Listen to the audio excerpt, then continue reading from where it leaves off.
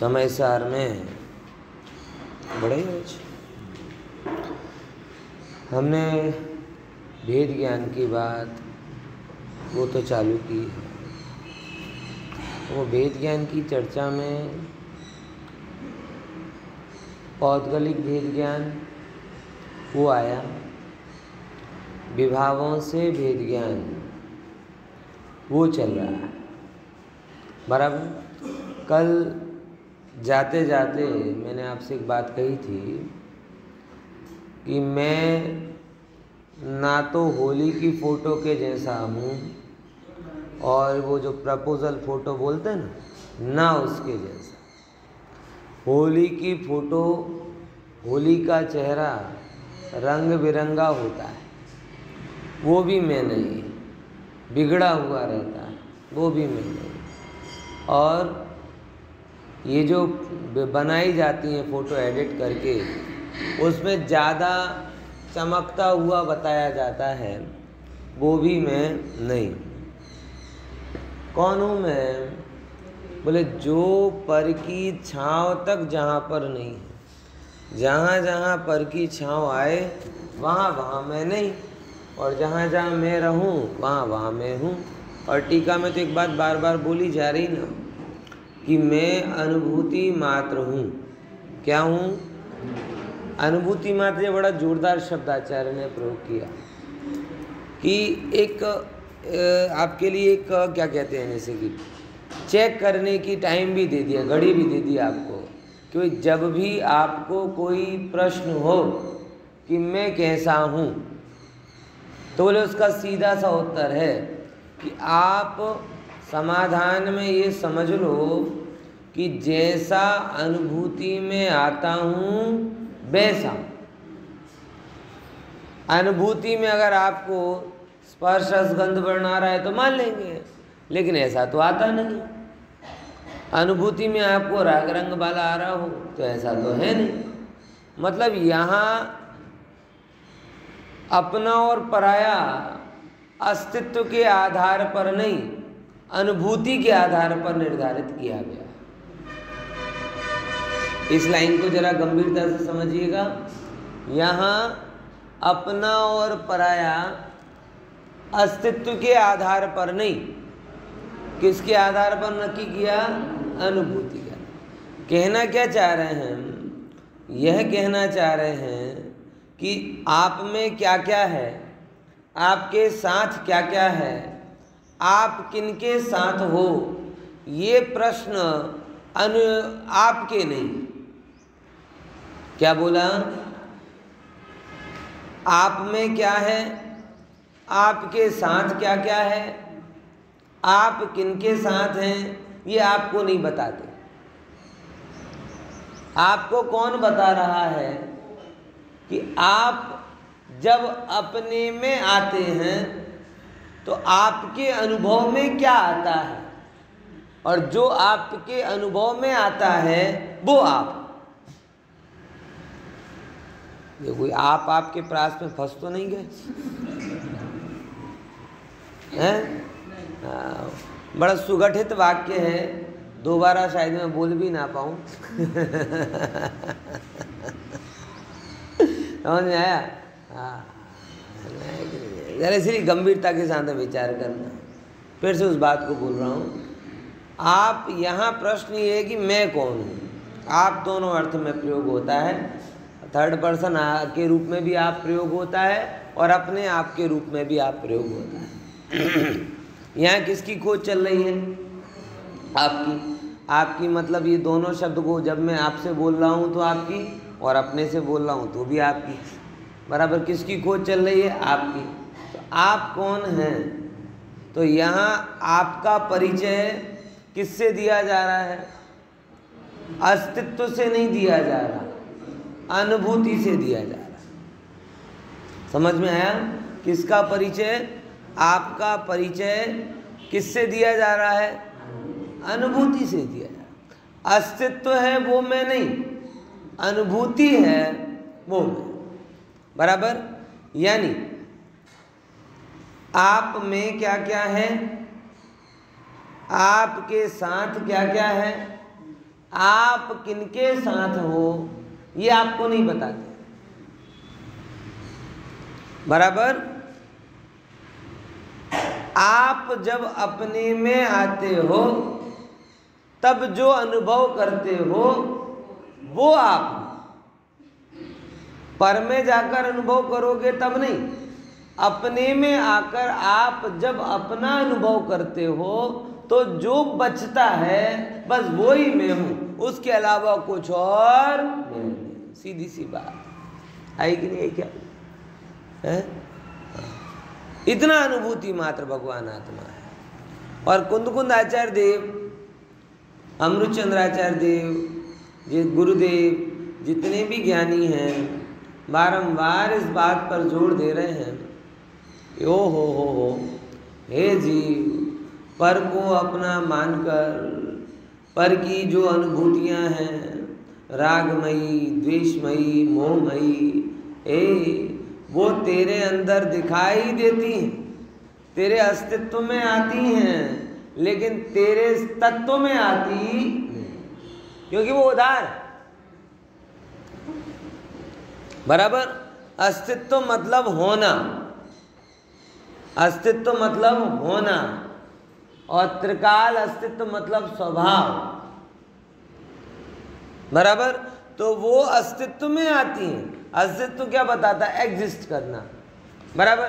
तो राग आदि एग्जिस्ट करते हैं, लेकिन जो जो चीज एग्जिट होती है वो आती है, वो जाती भी है।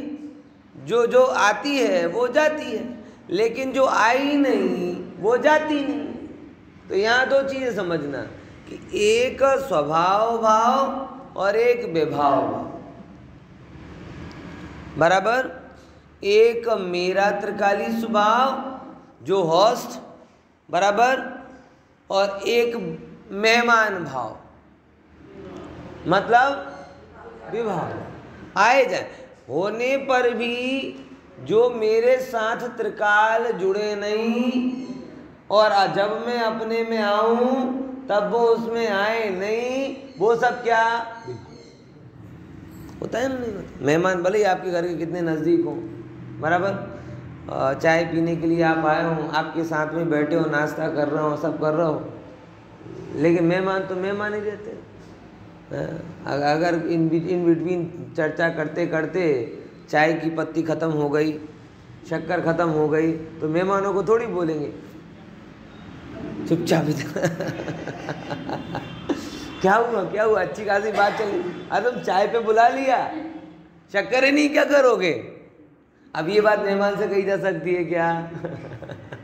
वैसे ही पता चल जाता है कि भले इतना क्लोज हो, लेकिन ज़्यादा ध्यान दिया जा रहा हो। घर वालों पे तो कम ध्यान दिया जाता है, घर वालों पे कम ध्यान दिया जाता है, ज़्यादा ध्यान कहाँ दिया जा रहा है? मैंने ज़्यादा टेंशन दी जा रही हो, ज़्यादा बातें की जा रही हों, लेकिन चाय ख़त्म हो गई, शक्कर ख़त्म हो गया, दूध ख़त्म हो गया, जल्दी जाके आओ, लेकर आओ, ये बातें मेहमान से, यही अंतर पड़ जाता है कि वो मेहमान है। यही बात शुभराग के साथ में, यही बात किसके साथ में है? शुभराग के साथ में, कि प्रभु भले ही कितने नज़दीक में कोई रहता हो, कितना ही निकटता हो, लेकिन वो जो आया है वो मेरा नहीं। बराबर ख्याल में आया कि नहीं आया? अब संकेत मिलने लगे इस तरफ से, भाई समझ जाया करो, तकलीफ मत दिया करो उनको। हाँ, मैं कह रहा हूँ ना, आजकल वो मिसाइल की दिशा चेंज हो गई है। हाँ, पाकिस्तान हमला नहीं करता, बांग्लादेश हमला करता है। हाँ, हम देखेंगे कहाँ थे अपन? हाँ, तो ये अंतर ख्याल में आता है। बराबर। तो जो भी भाव सर्वथा आपके नहीं, त्रिकाल आपके नहीं, जिनके सामने आप अपना नहीं मान सकते, वो बातें आपकी नहीं होती। ऐसे कोई मेहमान कितना भी नज़दीक वाला हो, उसके सामने आप बैठ के पैसे नहीं गिनोगे, उसके सामने बैठ के चर्चा नहीं करोगे। बराबर। उनकी एंट्री एक बैठक रूम तक ही होती है, उसके आगे होती, यही रागादि भाव है। इनकी एंट्री भी कहाँ तक होगी? बाहरी बाहरी होगी, भीतरी स्वभाव में वो घुसते। और इसीलिए जो अनुभूति में नहीं आता वो मैं देखो 50वें नंबर में क्या कहते हैं बता। 51वें नंबर, जीवसणतिरागो, बोलो णविदोषोणे मणिज्जदे मोहो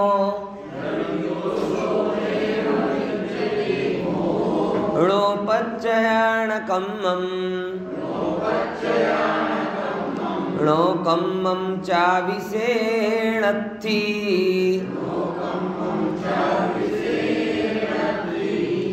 पढ़ो।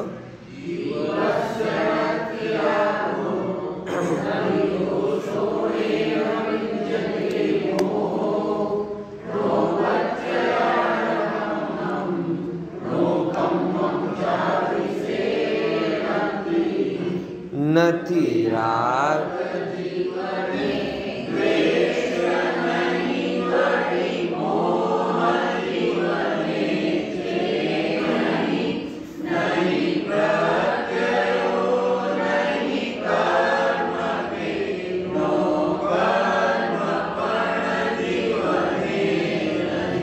देखो यहाँ क्या कह रहे हैं। हम ये कहते हैं बार बार कि भाई हम क्या करें, हमें गुस्सा आ जाता है, हम क्या करें, परिवार के प्रति राग कंट्रोल नहीं होता, धन कमाने की बात आए तो अपने आप उत्साह व्यक्त हो जाता है, भोगों को देखकर लालायत हो जाते हैं। बराबर सब समझते हैं पंडित जी कि भोग वो हैं, लेकिन तो भी जो लालच है ना भोगों का वो कम नहीं होता, लालच है ना धन का वो कम नहीं होता। गुस्सा भी आ जाता है, ये भी हो जाता है, वो भी हो जाता है। देखो ये हो रहे हैं, ये तो हमें भी पता है और कुंदकुंद आचार्य देव को भी पता है, लेकिन कैसे नहीं होंगे वो ये बताना चाह रहे हैं। क्या बोला? ये हो रहे हैं, ये कोई नई बात थोड़ी है। तुम संसार में हो, ये इस बात का प्रतीक है कि सर्वगुण संपन्न हो। मतलब ये दुहाई मत दो कुंदकुंद आचार्य देव के सामने कि ये हो रहे हैं, ये हो रहे हैं। उन्हें पता है कि अगर ये नहीं होते तो तुम कहाँ होते, ये बन गए होते अशरीरी सिद्ध भगवान, अनंत भगवान बन गए होते। यानी संसार में होना ही इस बात का प्रतीक है कि रागादि भाव, द्वेषादि भाव, चारों प्रकार की कषाय, 9 प्रकार की नवनों कषाय, वो सब हमारे अंदर में हो रही कि नहीं हो रही? ये स्पष्ट है। ये मतलब कोई ऐसा कहे ना कि देखो देखो मैं जी रहा हूँ कि नहीं जी रहा। अरे भाई तू बोल रहा है मतलब तू जी रहा है, सिंपल वस्तु। यदि देखो देखो मुझ में राग हो रहा है, अरे तू संसार में मतलब रागी है, इसमें नई बात क्या? तो प्रश्न ये नहीं है कि ये राग मुझे हो रहा है, इसकी उनके ऊपर कोई डाउट है। वो तो उन्हें स्पष्ट निर्णय है ही कि जो जो संसार में है वो रागादि भावों से सहित ही। निर्णय हुआ पक्का। तो बोले सहित है तो ये क्यों बोला जा रहा है जीवस्य नत्थि देशो जीवस्य नत्थि रागो? अब सहित है तो मान लो ना। बोले नहीं, फिर गलत कान लिए कि संसार में है ये उन्हें हमें सबको पता है, लेकिन संसार में होना नहीं ऐसी प्रतीति उनको है। और संसार का अभाव कैसे होगा इसका उपाय ये। क्या बोला? आई कि नहीं ये बात समझ में? फिर से ध्यान से समझना। इसलिए इस बात को सुनकर ये निष्कर्ष नहीं निकालना कि राग नहीं है, द्वेष नहीं है, ये नहीं है, बस तो फिर मजा करो। बोले ऐसा निष्कर्ष तो निश्चयाभासी जीव निकालता है। बात समझ में आई? कौन सा आभासी जीव? निश्चयाभासी जीव। हो जाते हैं बहुत सारे जिन्हें नहीं पता चलता गंभीरता, वो इस बात को लेकर हो जाते हैं। देखो समझना, आचार्य कह रहे कि कि भैया तू ऐसा मत समझ, हमें यहाँ पर आपको ये नहीं बताना कि वो तेरे में नहीं है, हमें ये बताना है कि ये जो प्रवाह क्रम चल रहा है राग का, जिसके परिणाम स्वरूप तू संसारी है, ये प्रवाह क्रम हटेगा तो हटेगा कैसे है? अगर तू या हम या कोई भी अपने आप को रागी द्वेषी मान के बैठ जाएंगे तो कभी भी राग आदि हटाने का पुरुषार्थ होगा ही नहीं। समझे कि नहीं समझे? क्या बोला? इसीलिए तुम या हम सब रागी हैं, इसमें प्रश्न नहीं है, क्योंकि ये संसार में रहने वाला जीव ऐसे ही होता है। अगर ऐसा ना हो तो इसके अलावा संसार अवस्था और क्या है? शरीर के संयोग को तो संसार कहा नहीं जाता, कर्म के संयोग को भी संसार नहीं कहा जाता, क्योंकि कर्म और शरीर दोनों के बीच में और हमारे बीच में तो अत्यंताभाव है। तो अत्यंताभाव के कारण हम संसारी हैं क्या? नहीं है। शरीर के कारण हम संसारी नहीं हैं। कर्म के उदय के कर्म के कारण भी हम संसारी नहीं हैं, क्योंकि शरीर अत्यंता भाव से मैं नहीं हूँ, कर्म भी अत्यंत अभाव के कारण मैं नहीं हूँ। अगर कर्म और शरीर के कारण मैं संसारी हो जाऊं तो कभी मैं मुक्त नहीं होऊंगा। क्यों? क्यों? क्योंकि फिर तो कर्म हमेशा रहेंगे और शरीर भी हमेशा रहेंगे। जिनके कारण से तुम संसारी हो वो कारण तो हमेशा रहेंगे, और कारण का अभाव नहीं होगा तो कार्य का अभाव कैसे होगा? पॉइंट समझ में आया कि नहीं आया है? आपको चाय पीनी है, बराबर। अब वो एकदम चाय को गर्म भी करना है और एकदम गर्म भी नहीं पीनी। अब वो चाय गैस पर रखी है, बराबर, अब गर्म है। अब वो गैस पर रखने के कारण गर्म है और आप बस ठंडी हो जाए फिर पीता हूँ। अब जब तक वो जिस कारण से गर्म हो रही है वो कारण बंद नहीं होगा तो ठंडी नहीं होगी, और ठंडी नहीं होगी तब तक आप पियोगे नहीं। तो फिर क्या होगा वो चाय का? कभी एक्सपेरिमेंट किया नहीं, करना भी नहीं, और तपेली जल जाए तो मेरे से कहना नहीं ये तुम्हारे लाइव डेमो के चक्कर में हमारी तपेली खराब हो गई बराबर। यानी जिस कारण से गर्म हो रही है वो कारण जब तक चल रहा है तब तक उसकी गर्माहट रूपी कार्य खत्म होगा कि नहीं होगा? अब उसे ठंडी करनी है तो क्या करते हो कि जिस कारण से गर्म हो रही है वो कारण बंद हो जाता है, और बंद हो जाता है उसके बाद एज इट इज छोड़ देते हो तो अपने आप वो पीने के योग्य हो जाती है। ऐसे ही होता है ना? यही तो यहाँ पर संसार में अगर संसारी अवस्था, सिद्धांत समझना, अगर संसारी अवस्था शरीर और कर्म के कारण हो, क्या बोला? अगर संसारी अवस्था शरीर और कर्म के कारण हो तो शरीर भी हमेशा रहेगा और कर्म भी हमेशा रहेंगे। तो इन शरीर और कर्म के कारण अगर संसारी अवस्था रहे तो संसार भी, और उस तपेली का बिगाड़ हो चाहे ना हो, ये आत्मा का तो जल बन जाए। यानी संसार अवस्था कर्म और शरीर के कारण नहीं है। तो संसार अवस्था मतलब क्या? राग आदि भावों का नाम ही संसार, बराबर। और जहां राग आदि भावों का प्रवेश नहीं वो स्वभाव। अब गजब है। तो हम संसारी हैं लेकिन स्वभाव से सिद्ध है।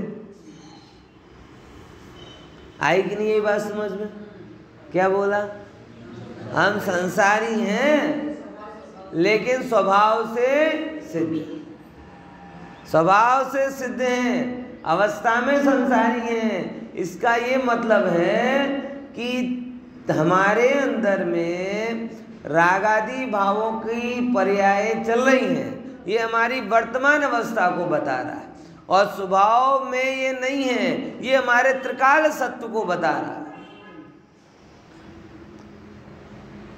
अवस्था का निषेध कर दोगे तो प्रयोजन का अभाव हो जाएगा, और स्वभाव का ही निषेध कर दोगे तो भी प्रयोजन का अभाव हो जाएगा। है कि नहीं? बस समझ दो, थोड़ा समझ लेते फिर से। क्या बोला? अवस्था का निषेध कर दिया। अवस्था का निषेध मतलब ये जो अपनी अवस्था हो रही ना, इसका निषेध कर दिया। तो बोले इसका निषेध तो कब होता है? संसार का निषेध तो सिद्धत्व के साथ होता है। तो सिद्ध अवस्था प्रकट हो जाए तो संसार अवस्था का अभाव हो जाए। तो जब आप संसार अवस्था का, अवस्था शब्द बोल रहा हूं, स्वभाव नहीं बोल रहा, ध्यान से समझना। संसार अवस्था का निषेध कब होगा? जब सिद्ध अवस्था प्रकट। ये दो अवस्थाएं एक साथ नहीं रह सकती, संसार की अवस्था और सिद्ध की अवस्था। तो अगर आप कहते हो मेरे अंदर संसार की अवस्था नहीं, तो इसका सीधा मतलब क्या है? सिद्ध अवस्था है। लाओ साहब, नमो सिद्धार्थ, कौन से अष्टद्रव्य से पूजा करें आपकी? तो अगर ये संसार अवस्था का निषेध कर दिया तो सिद्ध अवस्था का निषेध हो जाएगा, और स्वभाव का निषेध कर दिया तो फिर अवस्था प्रकट करने के साधन क्या बचेगा? आत्मा को अगर मलिन ही मान लिया तो कौन है जो निर्मल करेगी? साबुन सोडा ही मैला हो गया तो कपड़ा कौन साफ करे? आई कि नहीं? समझ है?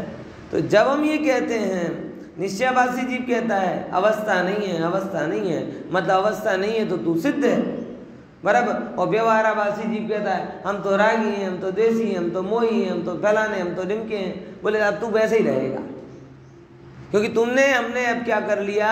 ऐसा मान लिया। देखो, इसीलिए मैंने शुरुआत में बात ये कही थी कि हमें सराग है, ये हमें भी पता है, कुनकुन आचार्य देव को भी पता है, सिद्ध भगवान को, अनंत भगवान सबको पता है, इसमें कोई नवाई नहीं है। और ये बात सुनकर आप उसका खंडन मत करना। ये बात सुनकर आचार्य ये कहवाना चाह रहे हैं राग तो तुझे है, ये तो हमें भी पता है, लेकिन ये राग कैसे नहीं होगा, क्या तुझे ये पता है? समझे कि नहीं समझे? राग है ये तो मुझे पता है, मगर आगे राग कैसे नहीं होगा, आगे मैं सिद्ध कैसे बनूंगा, क्या तुझे ये पता है? बोले अगर अपने आप को राग आदि वाला मानकर चलेगा तो कभी भी राग आदि से रहित नहीं। अगर अपने आप को सिद्ध स्वरूपी मानकर चलेगा तो जरूर सिद्ध होगा।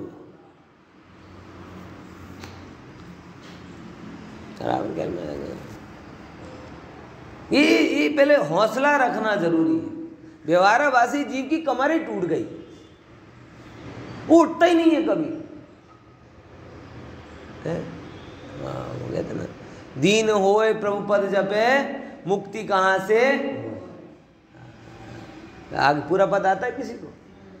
बोलो बोलो अगर आता हो तो। ऊपर की लाइन बोलो इसकी। नहीं आता, चलो ऐसी अपेक्षा है। वो उसमें ढूंढना पड़ेगा, टाइम है। शुरुआत की लाइन बोलो तो आगे का जाए।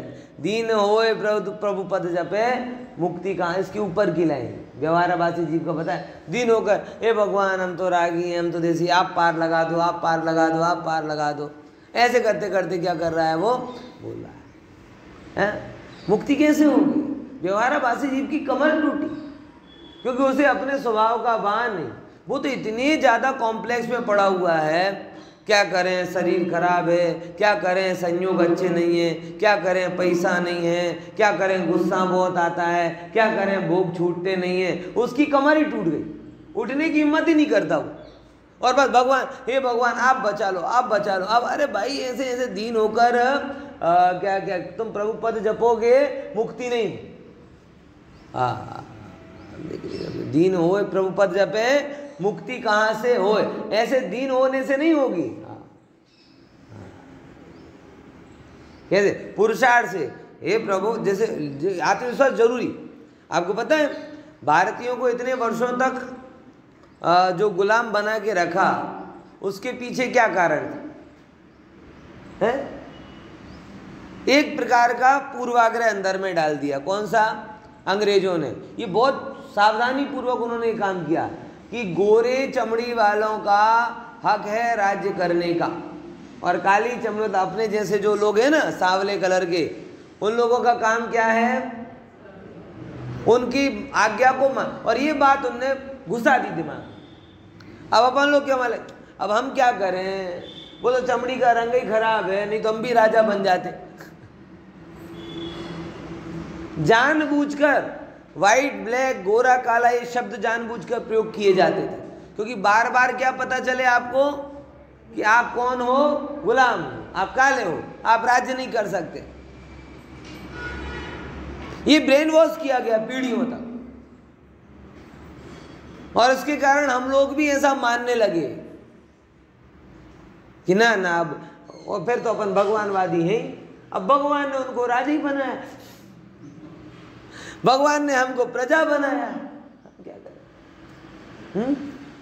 समझे कि नहीं समझे? हर एक समय में, ये मैं बहुत गहराई से इतिहास के ज्ञान के साथ में आपको ये बात बोल रहा हूँ कि मुसलमानों ने और हिंदुओं ने सब जगह सामान्य व्यक्ति में शासन नहीं कर सकता, इसके लिए एक अनुष्ठान करते थे और कहते थे कि भाई ये तो राजा बनने के लिए भगवान ने हमें सिलेक्ट किया। और ये केवल अंग्रेजों ने नहीं किया, पहले के समय में जब वो राज्याभिषेक होता था ना, तब राज्याभिषेक होता था तो सब ब्राह्मणों को बुलाते थे और कहते थे कि देखो ये तुम्हारा राजा नहीं, तुम्हारा भगवान, क्योंकि हम है ना विधान करने वाले, हम इसको भगवान को पर्सनल कॉल किया है। अब ये राजा नहीं आएगा, अब क्या रहेगा? ये भगवान। हाँ, भगवान। अब सामान्य सोचेगा भी नहीं कि ये राज मैं भी चला सकता हूं, खुदा का अंश है, ईश्वर का अंश है, ऐसा है वैसा है। ये बातें जानबूझकर क्या की जाती थी? लोगों के अंदर फैलाई जाती, जिससे क्या हो कि सामान्य व्यक्ति ये समझने लगे कि अपने को राजपाट इस भाव में नहीं मिलेगा, हमें सत्ता नहीं मिल सकती, हमें पैसा नहीं मिल सकता, हमें ताकत नहीं मिल सकती। क्यों? क्योंकि इनको तो भगवान चुनते हैं और हमें भगवान ने ये बना दिया, हम क्या करें? है? बोले पंडित जी क्या करें? झगड़ा करवाना चाह, झगड़ा नहीं, ये सोच बताना चाह रहा हूं। व्यवहाराभासी जीव की सोच ऐसी, हमें तो गुस्सा आता है, हमें तो ऐसा आता है, हमें तो वैसा आता है, इसीलिए भगवान नहीं बन। अब देखना, तो इन सब परिस्थितियों के बीच में आपको याद हो पहली बार भारत का आंदोलन हुआ था स्वतंत्रता के लिए, बाल गंगाधर तिलक ने एक नारा दिया था। कौन सा? हाँ, पहली बार भारत के लोगों को ये चीज बोली कि तुम गुलाम बनने के लिए पैदा नहीं। और क्या सुंदर नारा दिया कि स्वतंत्रता मेरा जन्म सिद्ध अधिकार है और मैं इसे लेकर रहूं। इससे व्यक्ति के अंदर में पहले क्या आया? भरोसा आया कि मैं गुलाम नहीं, मैं स्वतंत्र हूं, अधिकार है और मैं कोई अलग चीज की डिमांड नहीं कर रहा, मैं मेरी चीज की डिमांड कर रहा हूं बस। तो वो मैं कोई अलग बात तो नहीं कर, अब जो मेरा हक है वो तो मुझे मिलना चाहिए ना। अब हम गुजराती में कहते हैं ना कि भाई हक का क्या बोलते हैं, हक के बिना का पैसा लेना नहीं और हक का छोड़ना नहीं, दोनों में पकड़ होती है। मैं थोड़ा लिबरल बनना चाहता हूँ, मैं कहता हूँ बिना हक का तो मत लो, लेकिन कसाई बढ़ती हो ऐसा हक का छोड़ना पड़े तो भी छोड़ दो, क्योंकि ये जो हक करते हो ना तुम, ये हक कानूनन हक होगा, स्वभाव का हक नहीं। स्वभाव का हक तो सिद्धत्व है, और इस बाहर के हक के कारण तुम अपने सिद्धत्व के अधिकार को छोड़ रहे हो। और मैं देखता हूं लोगों की जब ये लाइन होती ना, तब पहली लाइन पर जोर कम होता है, दूसरी लाइन पे ज्यादा होता है। मैं एक 65-60 साल के व्यक्ति को जानता, मेरे साथ में गए, मेरा पैसा लेके जाए मैं तो मुंह में हाथ डाल के पैसा निकाल, हक का पैसा छोड़ना है। अरे भाई कसाय होती हो तो हक का भी छोड़ देना। हाँ कि नहीं है, लेकिन वो एक पहले आया था, बहुत अच्छा जोक आया था, जोक नहीं था, एक अच्छा वाक्य था कि दुर्योधन की दृष्टि कैसी कि मेरा सो मेरा है, तेरा भी। पांडवों की दृष्टि कैसी कि तेरा तेरा है, मेरा मेरा है। राम की दृष्टि कैसी कि तेरा तो तेरा है, मेरा भी तेरा है। और भगवान महावीर की दृष्टि कैसी कि ना तेरा है और ना मेरा है। खबर पड़ी कि नहीं पड़ी? सिंपल वस्तु है। आप कौन सी भूमिका वाले आप समझ लो। दुर्योधन हो, पांडव हो, राम हो कि महावीर की धंधा। नहीं सुना था, व्हाट्सएप पे नहीं सुनते, अच्छी बातें भी सुना करो। ये व्हाट्सएप पे पढ़ा मैंने। हाँ भाई फिर से बोलता हूँ, ज़्यादातर लोगों को पता नहीं इसलिए फिर से बोलता हूँ। दुर्योधन की दृष्टि कैसी है? मेरा तो मेरा है ही, तेरा भी क्या है? पांडवों की दृष्टि कैसी?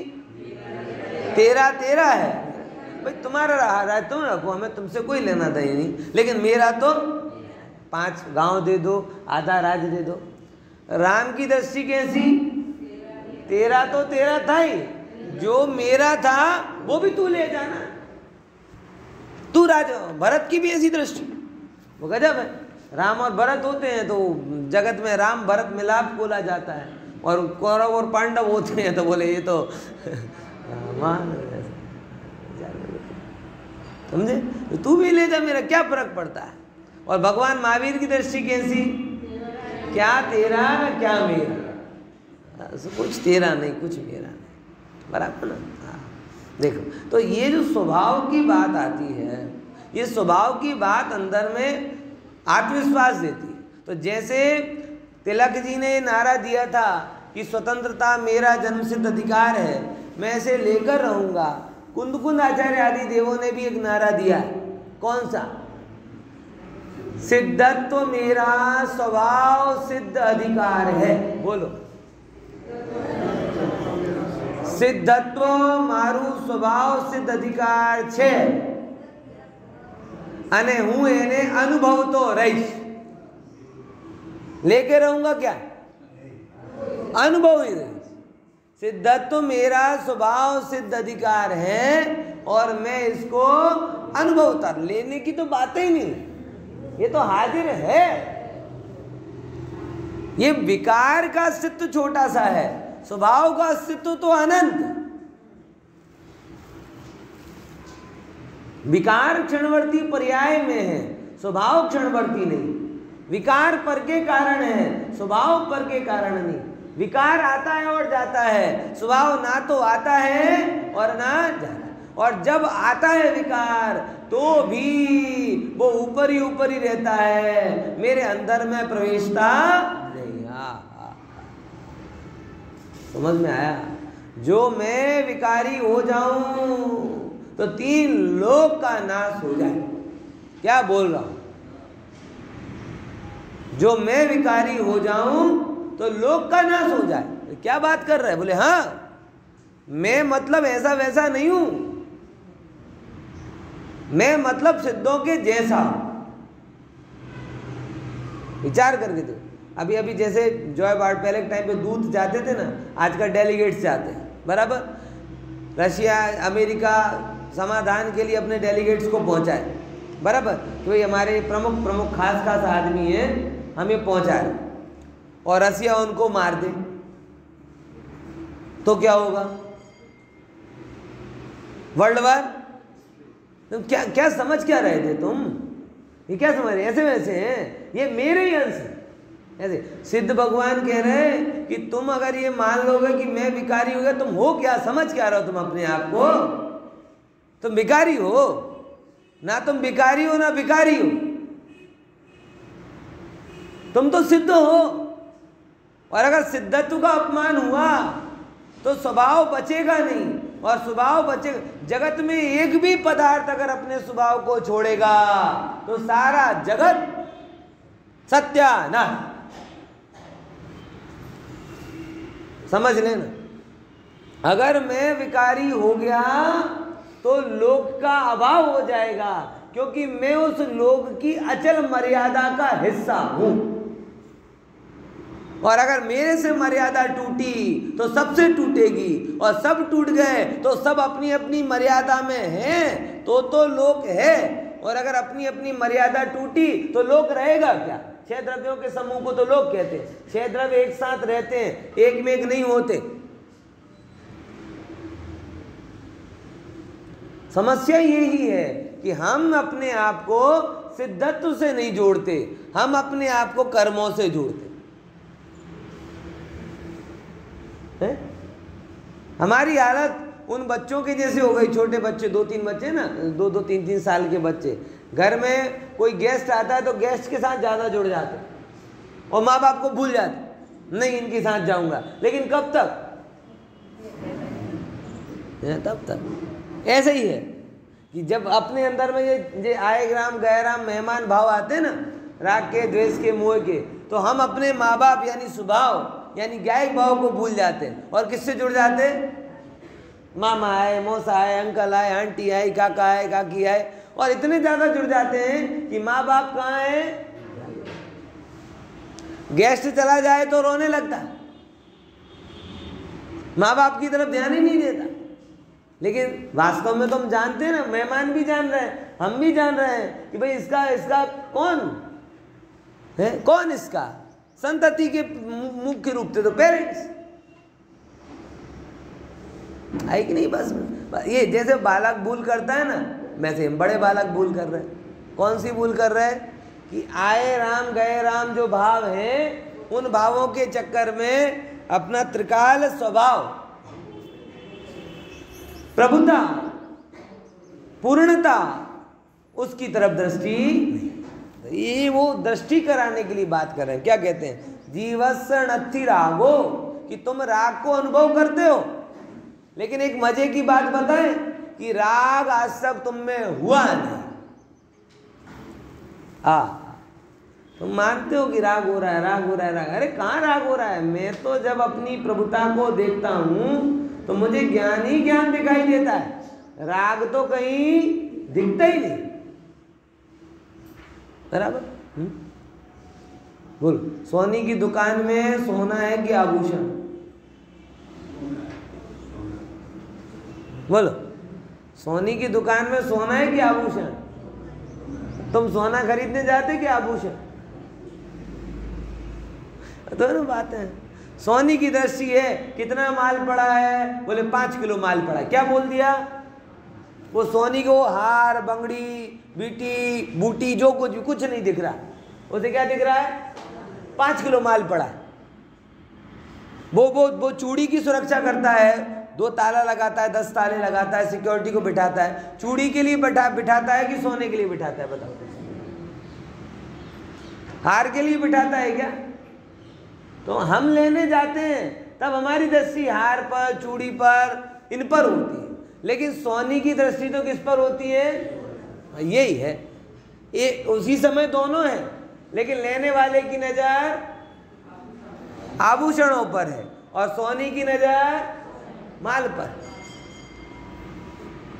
स्वामी बनोगे तो माल देखोगे, व्यापारी बनोगे तो आकार देखोगे। तो तुम आत्मा के व्यापारी हो कि आत्मा के स्वामी? और जब स्वामीपन आएगा तो भाई ये राग ठीक है आ रहा है, लेकिन मैं कौन? माल क्या? ज्ञायक। माल क्या? ज्ञायक। द्वैत ठीक है, लेकिन माल क्या? ज्ञायक। अरे अवस्था तो बहुत छोटी है। जगत में सबसे बड़ी लंबे चलने वाली पर्याय कौन सी है? असमान जाति पर्याय शरीर। जब यही मेरी नहीं तो परपोटे के जैसी राग देश की पर्याय मेरी कैसे हो? पानी के बुलबुले के जैसी है। सबसे लंबी चलने वाली पर्याय कौन सी? ये असमान जाति पर्याय। सिंपल भाषा में अपन कहें तो कि जो पर्याय जन्म से चालू हुई, जिसका मीटर और कब तक चलेगा? मरण तक चलेगा। आचार्य कह रहे कि जब ये पर्याय तेरी नहीं है, जो लंबी चलने वाली है, तो ये बुलबुलों के जैसी जो पर्याय है, राग की, द्वेष की, मोह की, वो कैसे तेरी हो जाएगी? अरे तुम उसको ऐसे ही छोड़ दो। जिस राग से तुम बहुत परेशान हो, 5 मिनट न्यूट्रल छोड़ दो, बाहर से उसको बढ़ाओ नहीं, आप देखोगे अपने आप वो राग खत्म हो जाए। चलो एक बार, आपका प्रिय से भी प्रिय व्यक्ति हो, प्रिय से भी प्रिय व्यक्ति, जिसके बिना आप ये सोचते हो कि एक क्षण हम नहीं रह पाएंगे, बराबर, आप केवल एक काम करो कि बस मैं अब राग को बढ़ाऊंगा नहीं, ऐसे करके द्वेष नहीं करो, बस बढ़ाओ मत, अपने आप देखोगे कि उसके प्रति राग कम हो जाए।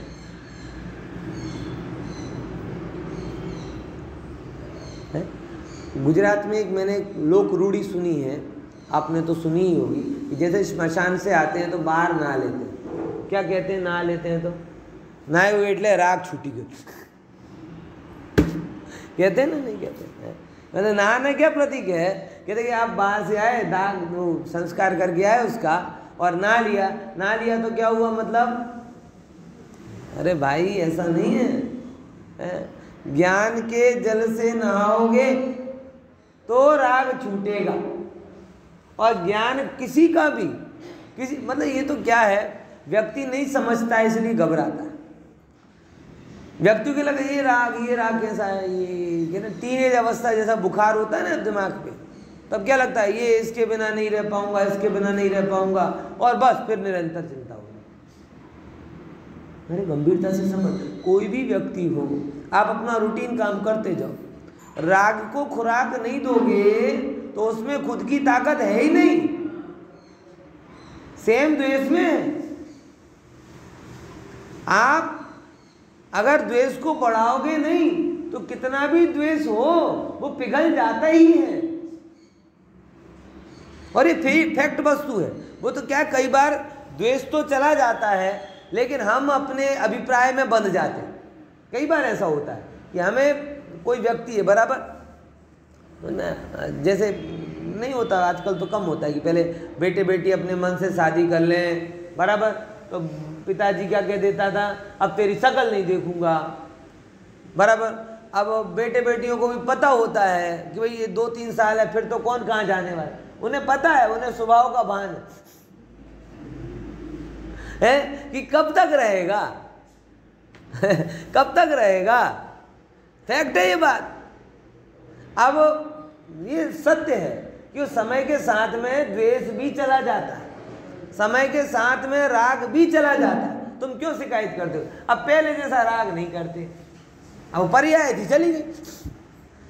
अरे गुस्सा भी टिकता नहीं, राग भी टिकता नहीं, कोई भी चीज टिकती नहीं। जब तक आप उसे टिकाओगे तो टिकेगी, और जैसे वैसे छोड़ दोगे तो पिघल जाएगी।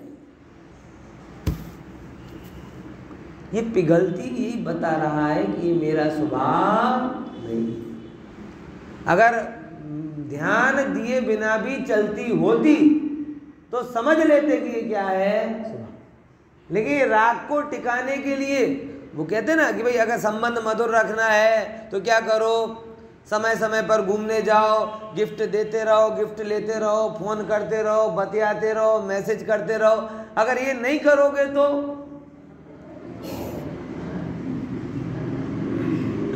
आ गई ना औकात राग की, समझ में आ गया ना।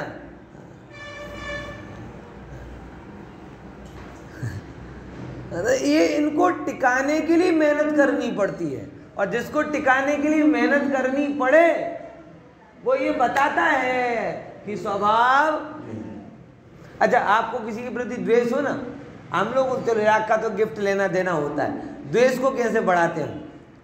जैसे आपको द्वेष हो, बराबर, किसी से, अब कोई थर्ड पर्सन जिसके प्रति आपको द्वेष हो और वो थर्ड पर्सन आपके द्वेष वाले के साथ बातचीत होती है, तो आप देखना द्वेषी लोगों की क्या आदत होती है, जिनको द्वेष बढ़ाने में इंटरेस्ट होता है। जैसे राग की गिफ्ट होती है ना, वैसे द्वेष की भी गिफ्ट होती है। कैसी गिफ्ट मिलती है जाहिर में नहीं बोलेगा, हाँ, लेकिन जैसे ही उसे व्यक्ति बोला हाँ ये तो कल उसके साथ बातें कर रहा था, बस थोड़ी बहुत यहाँ वहाँ की बात करेगा, फिर मुद्दे पे जाएगा, सुखे तो तुम्हारा बारे में अब वो द्वेष की गिफ्ट चाहिए उसे। अभी क्या चाहिए उसे? सुखे तो अब उसे द्वेष की गिफ्ट चाहिए, क्योंकि पता है अगर वो ये सब गिफ्ट लेना देना छोड़ दे, तेल लेने जाए दुनिया पर वो है ही नहीं मेरे लिए, तो अपने आप ये उपेक्षा भाव द्वेष को भी क्या कर देगा। लेकिन नहीं, हमें राग बढ़ाने में भले ही कम इंटरेस्ट हो,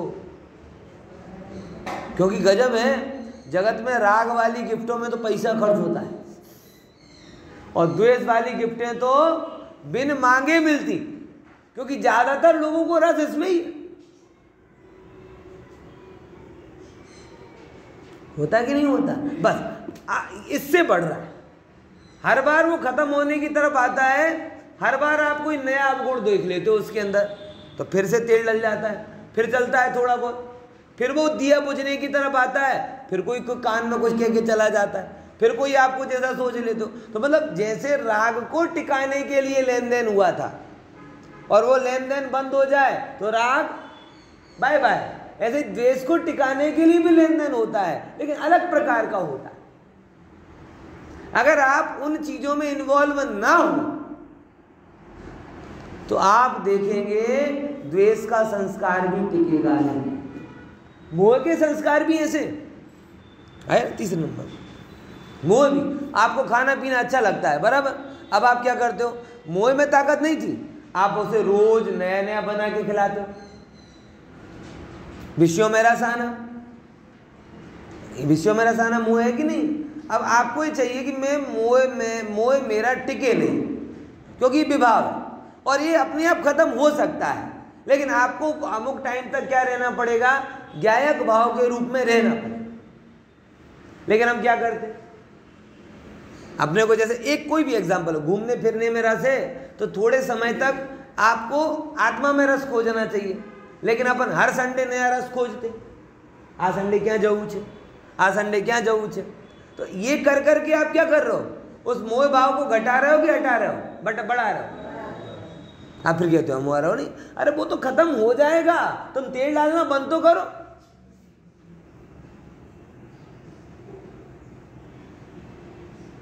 उनमें खुद का बल नहीं है, राग द्वेष मोह परिणामों में, ध्यान से समझ लेना। ये जितने भी परिणाम विषय भोग हैं, कोई भी चीज हो, परिग्रह हो, जितना बढ़ाओगे उतनी बढ़ेगी। आप उपेक्षा भाव को धारण कर लोगे, उनमें खुद की ताकत नहीं, क्योंकि वो कौन से भाव नहीं है, स्वभाव भाव नहीं। और जो विभाव होता है वो नष्ट होता ही होता है, जो पर्याय होती है वो खत्म होती होती। अब आप ये निर्णय कर लो आज बहुत अच्छे से कि मुझे क्या बढ़ाना है, मुझे स्वभाव को बढ़ाना है कि विभाव को हटाना। अगर विभाव को हटाना है तो जिन भावों से राग द्वेष मोह बढ़ते हैं उनका खुराक देना बंद करो, हटाने की जोर मत करो, खुराक देना बंद करो, अपने आप हट जाए। बराबर।